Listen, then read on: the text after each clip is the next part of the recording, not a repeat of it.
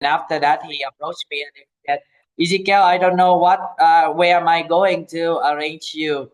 Maybe you come here and be a choir director. Because always I sing out of tune.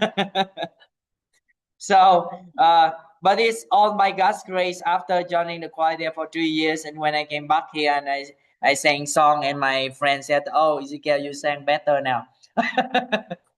So, and I've enrolled in study when I was student. Those days I was not yet saved, and I learned guitar for 3 months. All of my batchmate graduated. I'm still left behind, not yet graduate. Okay, see. So that's how terrible I was, and I think I am. But it's on by God's grace. So I can play some flute, and notes and like that. So all by God's grace. So this time, uh, please stand up with me, and we open our Bible in the book of Second Corinthians. Okay, I have to make this one disappear. How to make this one disappear? Go down, go up. How to make this one is here. Okay, sorry. There. Okay. We open our Bible in Second Corinthians chapter 2, verse uh 5 to 13. I will read verse 5, you will read verse 6. Alternatively, we read all together verse 13. Second Corinthians chapter 2, verse 5. But if any have caused grief, he hath not grieved me, but in part, that I may not overcharge you all. Such a man. So that, contrariwise, ye ought rather to forgive him and comfort him, lest perhaps such a one should be swallowed up with overmuch sorrow.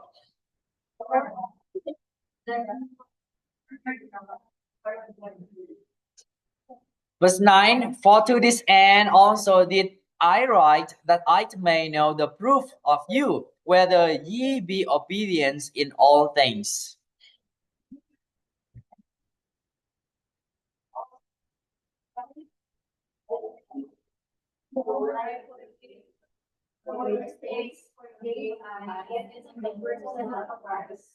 Lest Satan should get an advantage of us, for we are not ignorant of his devices.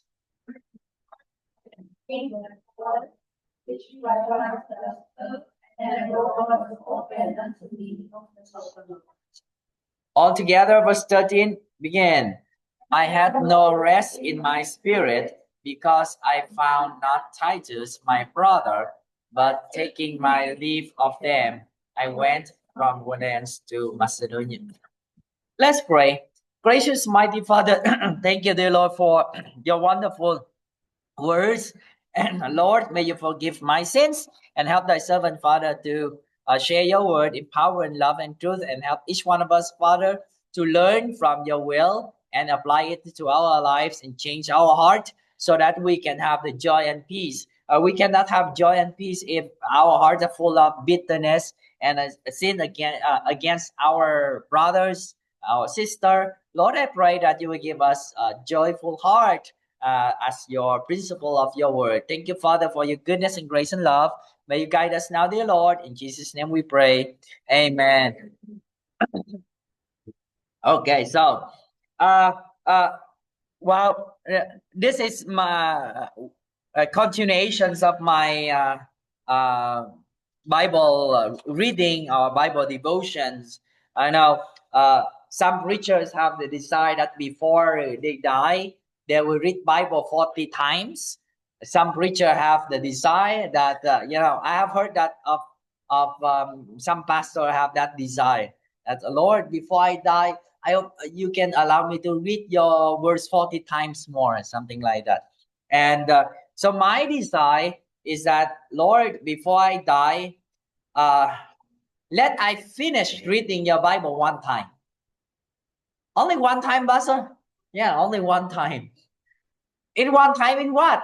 One time in reading and meditates the Bible and what? Like a commentary. So I finished the book of Nehemiah. I wrote the whole commentary of the book of Nehemiah and the book of Romans and the book of First Corinthians. And now I'm in the Second Corinthians. So if one book a year, I still have 63 years more to live. Wow, that's good already. So praise God for that. We'll go back. Last Friday we talked about the way of disciple a member. Now, in our lives, in our church, we have a lot of people who wrongs us, like your students, your brothers, your sister in the church. There's member of the church, right?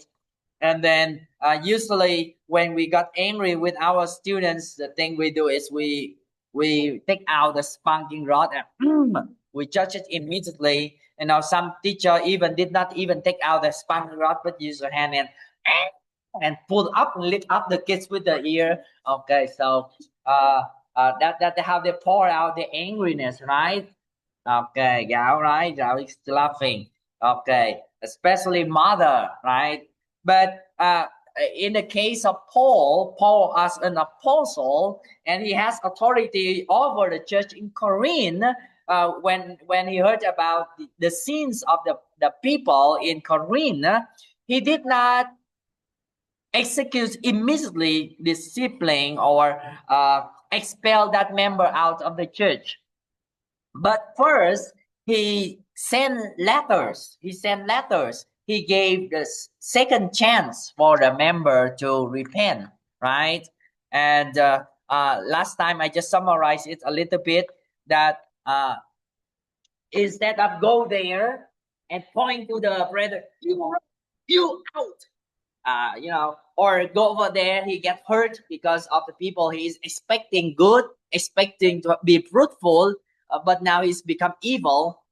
When expel a person, not only hurting that person, but hurting himself and the church. So what Paul did is that, I will not come to you this time because I want to spare you. So this time I just wrote a letter. I asked Titus to bring that letters to you so that you can, read and know it and repent. That's the way Paul wants us to be. So in that lesson, we have learned last time that when you are angry with a student, example, like you are angry with Sophia, and then do not go to her and then immediately, because sometimes you cannot control your angerness and you are you pour out more than what it should be to her. So instead you go into your office and take out a coffee and drink and listen to music for a while, and after that you call a friend of Sophia, maybe Gao, come here, and then said, okay, Gao, this is what she did and you see it already, and this is what is wrong, and you tell her what is wrong. And so now, Gao, you go to Sophia, you talk to her. And if Gao goes to Sophia and talk to her, and Sophia realize what she did was wrong, and she come to you and say sorry, you feel better now. You don't need to execute judgment now, right? There's some punishment, but not really hard like before. So that's what Paul did to the church of Corinth. Instead of immediately judge, he gave a second chance. And today we continue in that chapter 2 also. We study about a call to considerate compassion. Consider compassion before execute judgment and after discipline. So we can see over there, these are consequences of correction. After the people realize they're wrong and repent, the challenge is not in them anymore. The challenge is now in you. Will you accept them again? That is a hard thing. Will you accept them as if he never been wrong? That's the hard thing. Imagine, how God deal with us when we commit the sin. before we got saved, we have a lot of sins. And how did God deal with us? He tied our sins and he tied our sin into the mill, the mill, right? And then he throw it into the ocean very far and sank deep down. And he treated us as if we never sinned. That is how God loves us. Wow. And we continue to read in verse 5 and 6. But if any have caused grief, he has not grieved me only, but in part. What does it mean? Well, while someone's sin is not only affect one person, but it will directly or indirectly affect the whole church. If one is committed sin, the blessing of the Lord will be hindered to that church, because God judge the church as a whole. Like in the battle of Ai city, okay? Now we have battle of Ai also.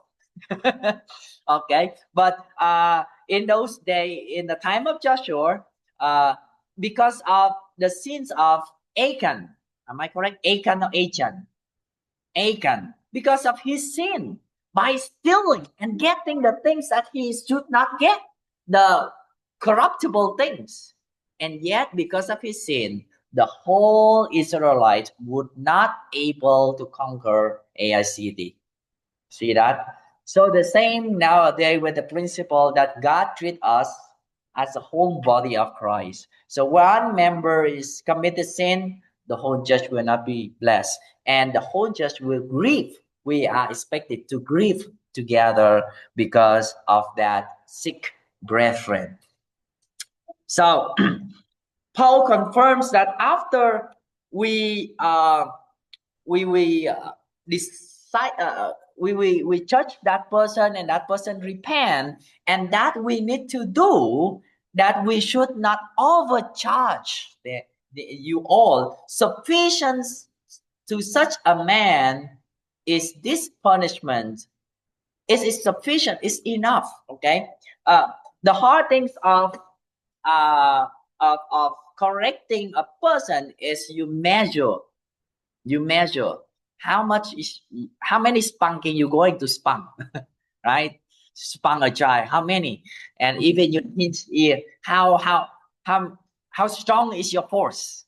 It's like a mechanics man who ties the bolt, right? It's not just do whatsoever you want. It will lose. Instead of tighten it, what's that one, Mom Jo? When you tightening a bolt, and if you tight it too tight, it will become loose, right? It will become loose because the surrounding around in the bolt, it will be rough away. Okay, it will be gone if you too tight, and it's contradict of your original purpose, right? So the hard thing of discipline is measure how many spanking, how much force you will apply to a person or to a kid. See, so sufficient enough. The same with the church. The same in the during with the brethren here. Just sufficient enough. Okay, and after that, because if were too many, that man will will get discouraged. And we can see over here, after you punish, you have to comfort. Okay, by the way, this message is only 4 points, very short and simple. Amen. Yes, short preacher, you will come again. Our goal for this discipling is meet when it's repentance.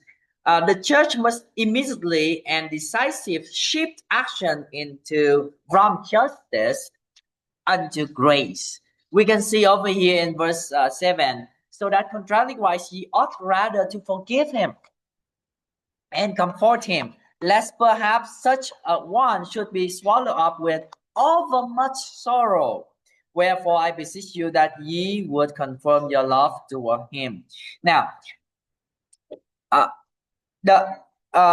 this step of forgiveness must be prepared with comfort. The act of restoring him to ease, right? That's the thing that we lack. Many, especially the non-Christian, they just only spang the kids and shout and and then after that, what next? They stop. When the kids stop, they also stop. They don't have the second step of comfort. Okay, that comfort. But we should, because the Bible said, comfort him. After you forgive what the Bible said, and comfort him, right?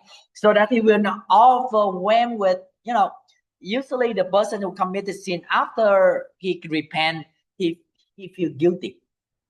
That person, he or she, that will feel guilty and very weak. And this is a time that we need to lift him up.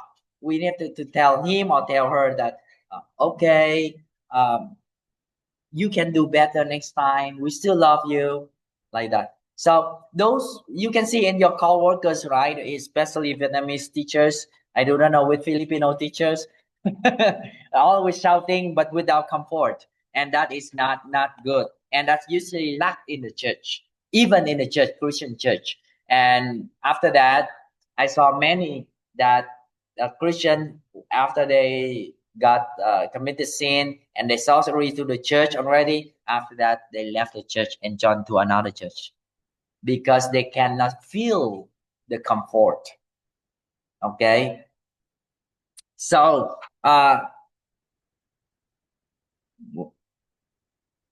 where am I now? Here. Wherefore I beseech you that ye confirm your love toward him. Confirmations of love, the highest test of your genuine Christian love is to forgive, to accept. It is easy to love before the conflict arises. It's true. True and unconditional love is proved by actively accepting, reassuring a repentant offender that they are truly restored to a fellowship. Okay, so we easy to say that, oh, okay, we love you, but when it's no offense yet to a stranger, we easy to say to a stranger, but to our friends already, and then something wrong arise, it's hard, right? But accepting is a proof of your love. Amen. And then number 3, yes, very short. Amen. 15 minutes, hopefully. Consider conscience and Christ's credit. Now, Paul presents the act of forgiveness as a matter of obedience and spiritual defense. As he said, for to this end also did I write, that I may know the proof of you, whether ye be obedient in all things. Whether ye be obedient in all things. Sometime our pastor told us, Brad, you forgive your brother. Pastor, everything you ask me to do, I can follow, but this one cannot.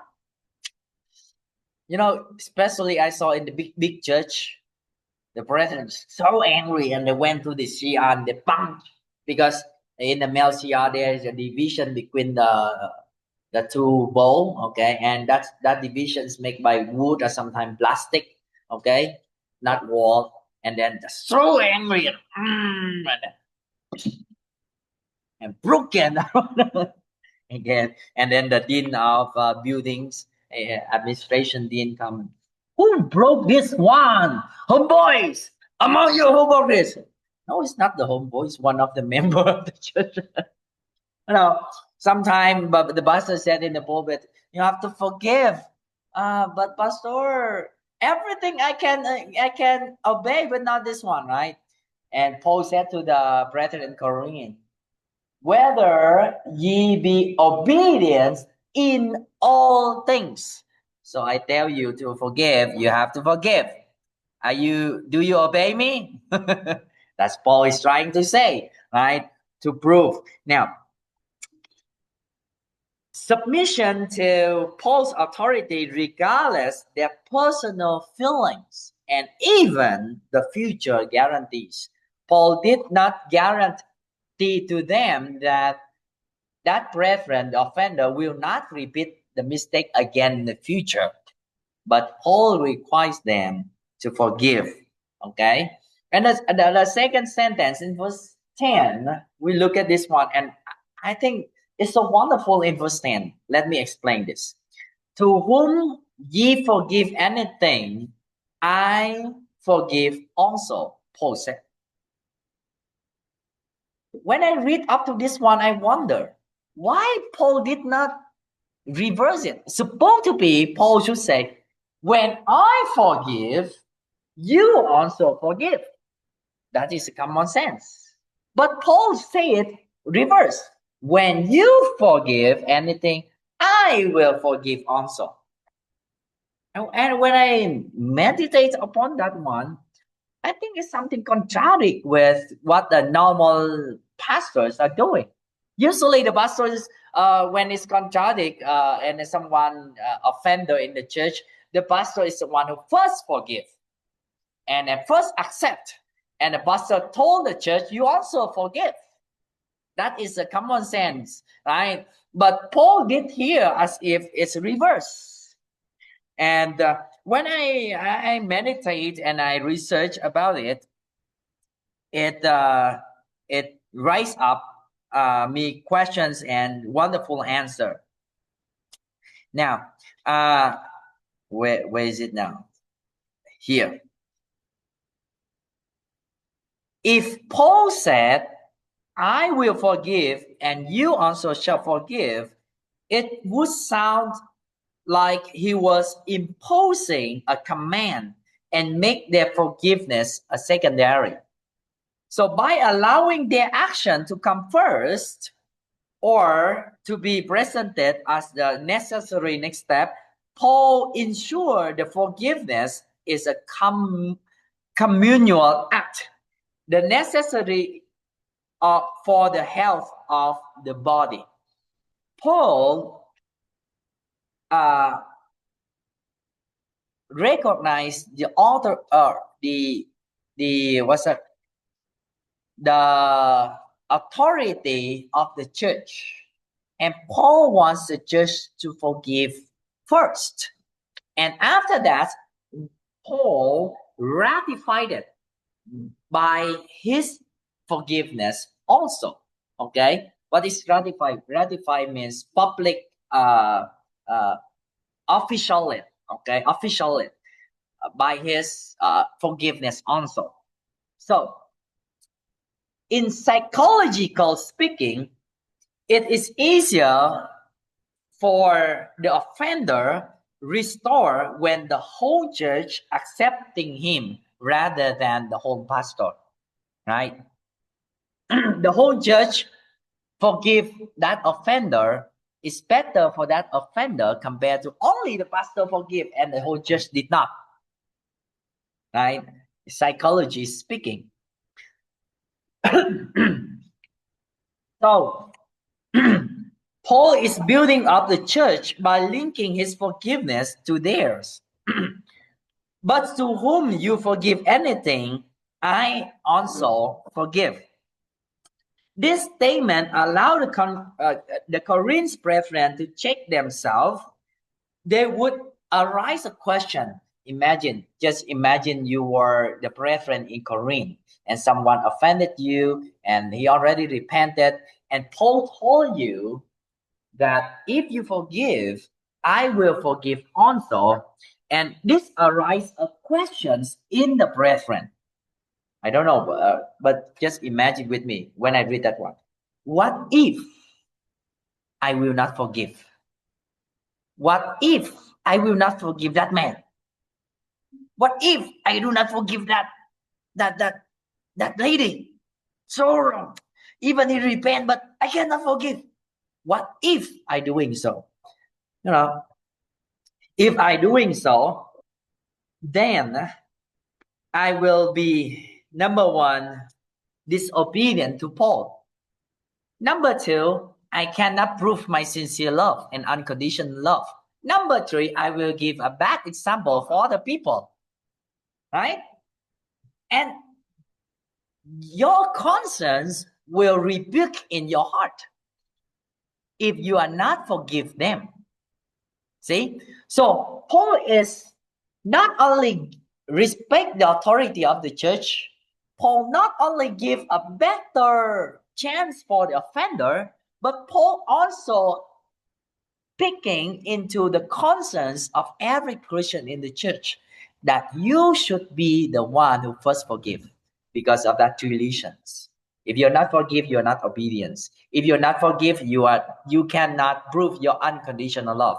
If you cannot forgive, you are not good example. So it's break into their own conscience. You see that one? Wow, what a wonderful thing that Paul said, you forgive first.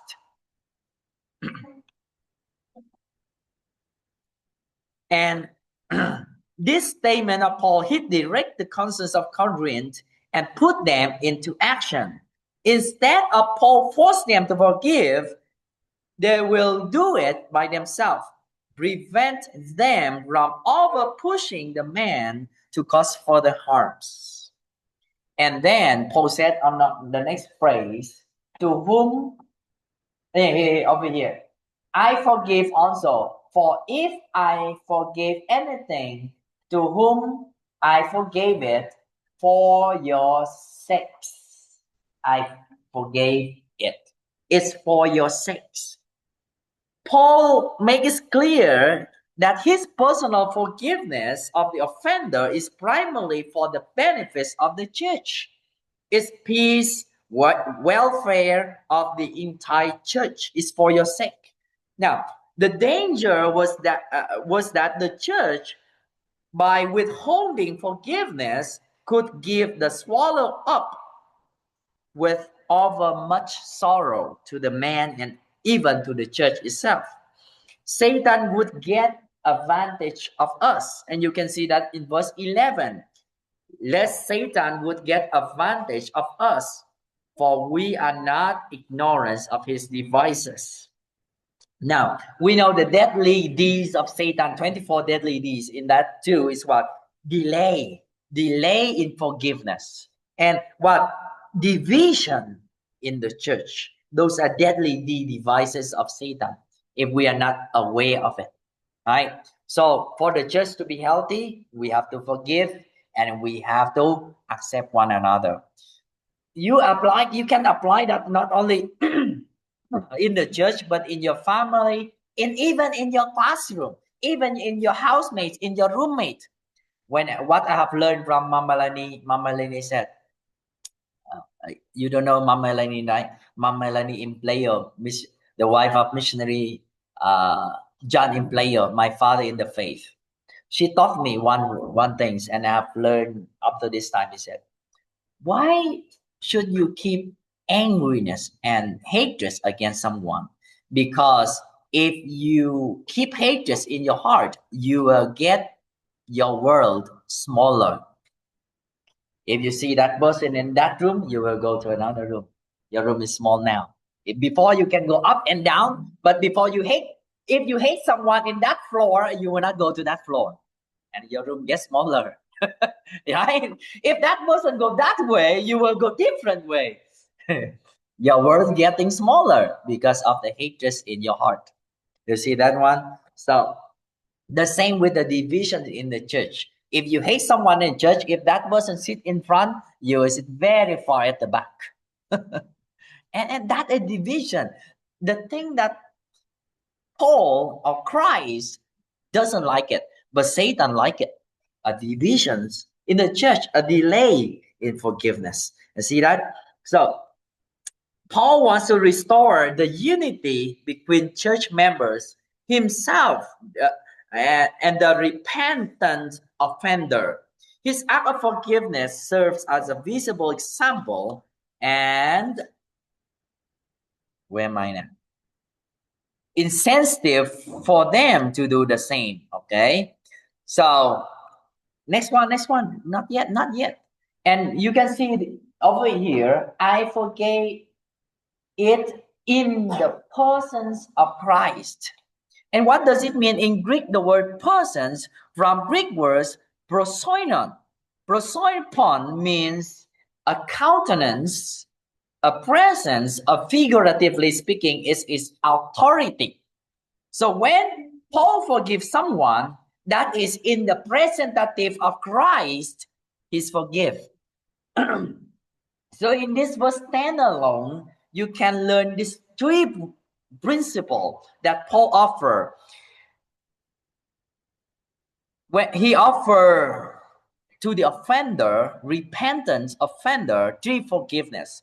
Forgiveness from the church, forgiveness from Paul, forgiveness from Christ. And it is a complete forgiveness.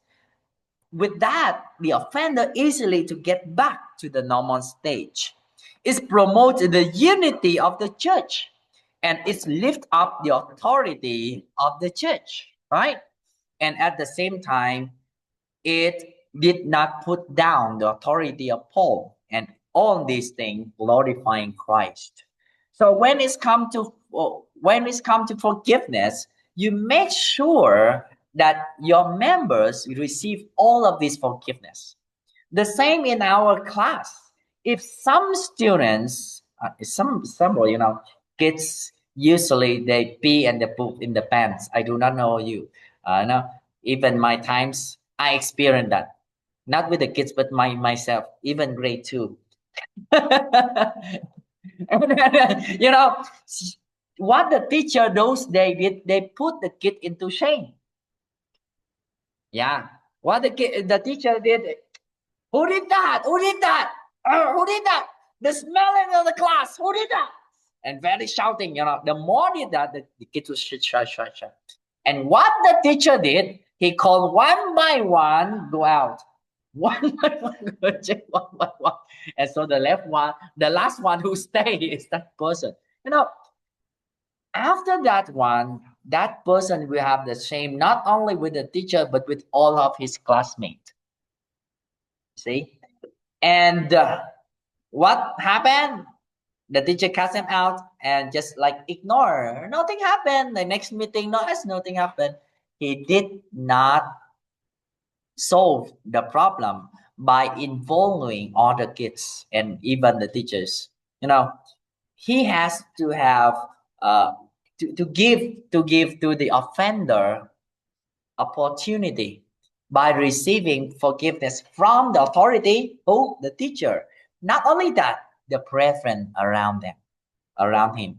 That is just it's just a part of being a kid. Sometimes out of controls. Teacher value experience many times, right? It's to be right, but it's just being part of the kids. And just take it lightly. It's not a very what's the word, discrimination to that kids. Okay, so that's what we lack in the church, in the school, and in our family. So I hope you can learn that one. And it is number 4 and the last. Amen. Church care conquering change. Chance. What it means chance. We look at this one in verse 12. Furthermore, when I came to Troas, that Paul, to preach the Christ gospel, and a door was opened unto me of the Lord. An opportunity is open to Paul, supposed to be, wow, Paul is so excited to preach the gospel because God is opening a door. But he said, I had no rest in my spirit. Why? Because I found not Titus, my brother. But taking my leaves of them, he left Troas and went to Macedonia to find Titus. You know what? Why? Because Titus was the one who brought his letter to Corinth. And Paul, over his cares, his worries, his thinking for the Corinth church. When they received my letter, what was their react? Did they repent? Did somebody change? Was the letter read all of them? Did they cry? Is my letter hurt them? That's those cares for the church that overtake his joy. Even his joy of soul winning, an opportunity to open his door in Troas. But yet, he's more cares for the church. See? The word rest in my spirit there from the Greek words anesin, means to relieve. I cannot feel the relief, respite, relaxation. I cannot feel those things. Paul's spiritual and emotional anguish over the church conditions was so profound that he abandoned a promising mission field to pursue a spiritual health. That is how his love for his church. And as we also are leaders, a teacher, we should have that kind of love for our children. You know, they come here not only to study English, but I thought I'm teaching them patin, inline skate. Okay, I love to teach them, music like that, many things, especially the godly thing, principle things, because we love our children, right? I hope your love for the children that will guide you as a leader, your cares for them, it will be over your salary. Some work as salary, much salary, joy the work, less salary, no, but I hope we work because of the souls of the children. We love for the children. Of course we need money, but let not money is our motive, but let the love for the children. Thank you so much for your love for the Vietnamese children. And I hope and I really pray that each one of you will be a missionary to all of these children. And I don't know how many children of them are from Christian church. I don't think there are many in HUK. There are just very, very few, I believe, right? So God has put you there as a missionary. You're not the pastor, but you can be a missionary. Every Christian are missionaries. And our love to them and show it to them. Forgive them, all right? Forgive them. And what's the way to forgive them? Do not pour out the angriness upon them, but consider them by asking someone, when you punish them, offer the reconciliations way. And after that, when you forgive them, not only you, but ask other people, their friends also accept and forgive them also. And try to love them with all our hearts. As I conclude, brethren, our personal feelings cannot stand in the way of Christian duty. We must move past the offense and with active steps confirm our love to the repentant brother, ensuring the unity of the body, glorifying Christ by defeating the devices of enemies. And those lessons Paul has shown how he deal with Corinth church. And I hope we also deal with our small congregations that God has instructed to each one of us. Let us stand up, please, and let's pray. Gracious, mighty Father, thank you, dear Lord, for this morning. Thank you, dear Lord, for your word. Thank you, dear Lord, for your goodness and grace and love toward us. And Lord, I pray that you will help each one of us to have this spirit that Paul has to lead our small congregations, our church here, our students, our classes, that we will love them the same love that you has given to them. Lord Jesus, you has came on earth to die when all the people turn away. You die for them because you love them. Lord, help us, Father, to love our children, our students, the same love that we will demonstrate Christ's love in our heart and learn to disciple these kids properly, offer them with love, with restoration. Thank you, Father, for everything, for this reminder, especially for your love toward us. In Jesus' name we pray. Amen and amen. May you sit down, please. As of this, I hope that you are blessed by the message, and then